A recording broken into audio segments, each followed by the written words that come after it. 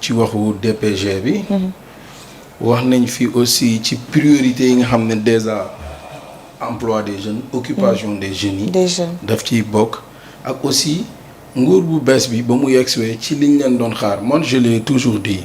c'est un régime boo xam ne. ils ont été élus sur la base d'un discours pas sur la base de réalisation ils n'ont jamais réalisé quoi que ce soit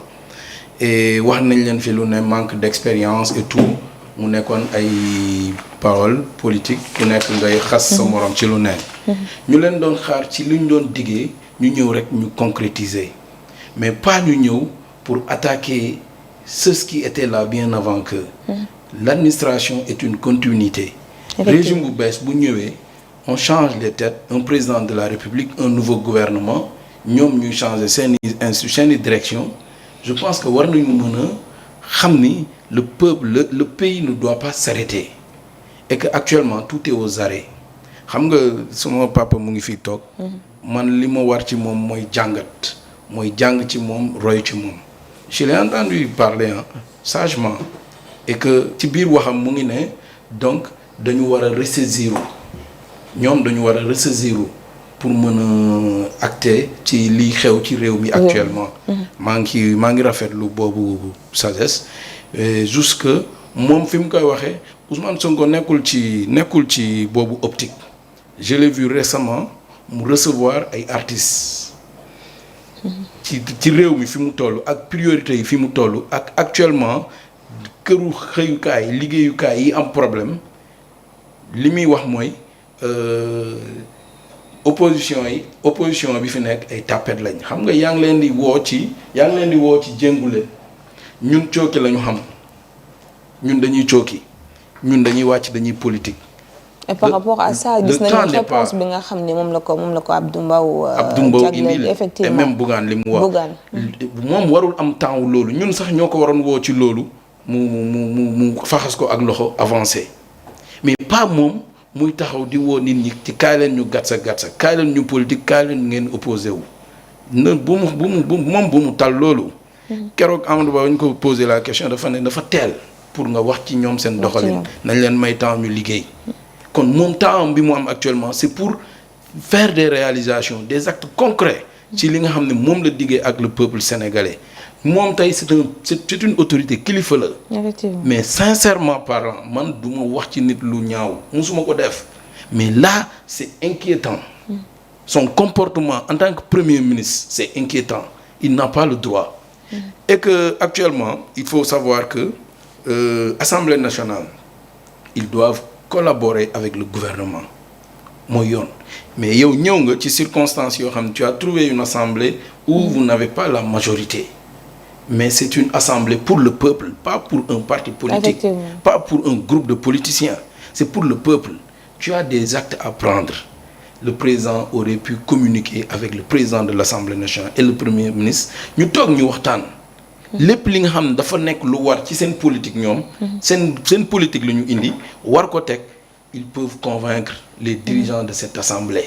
waxtaan ci jubóo ci xam ni dañ leen ko war a yombalal ñu liggéey pourquoi est-ce que nous devons tout le temps être un peuple boo xam ne dañuy copier tant que gisuñu les pays occidentaux ñu jël ay actes dox ci ñun ñu doog ci dox non ça ne doit pas être comme ça war nañu mën a am maturité au Sénégal régime bi doog a yëg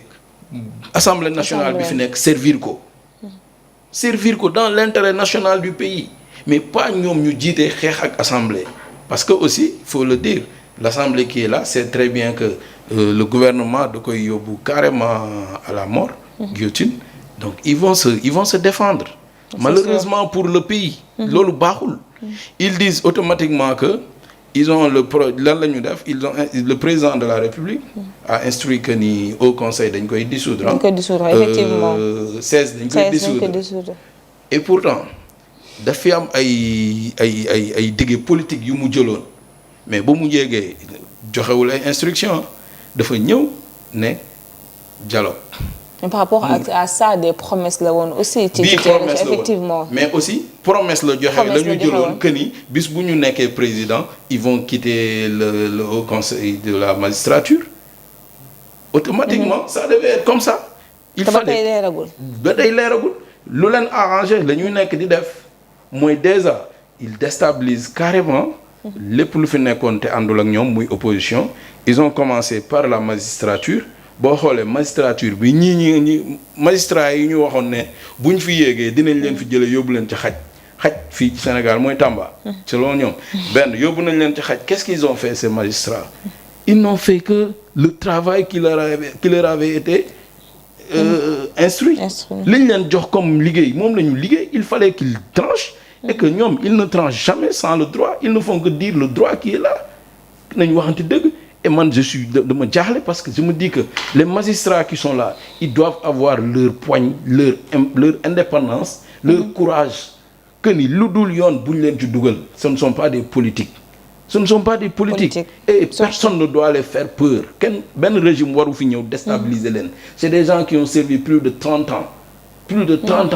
war nañ leen a mën a jox wormaal mais ñoom d'abord nañ ko jox seen bopp nañu solidaire seen biir képp ku nekk ci seen biir defoo lu dul yoon ñoom ñu xam nañ nuñ lay sanctionner mais nag ay règlement de compte politique di wàcc ba ci biir justice bi ba ci biir magistrature bi c'est trop et nag c'est un danger sans précédent pour le pays. Il faut qu'on soit très clair parce que nag bi nga fii Sénégal nous sommes des Sénégalais à part entière il y a pas de demi-Sénégalais et personne ne craint personne kenn ragalul kenn mais nous avons été bien éduqués. Man Sylva comme je l'ai toujours dit je ne manquerai jamais de respect à mon autorité du ma wax lu bon ci sama kilifa mais nag kilifa boo xam ne nii yaa ngi toog place kilifa wàccee sa bopp di ko traîner ci kaw ci mbalit mi mais di nga fa fekk lu la tilimal lu la salteel nañu moytu loolu et c'est un danger sans précédent pour notre pays. Voilà. Très bien Michel plénière bi demain la suba lañu ko jàpp mu nekk alxames monsieur Naël déjà les députés de Benno Bokk Yaakaar qui disent que plénière boobu du am mais également di fustiger démarche bu le président Bassirou Diomaye Diakhar Faye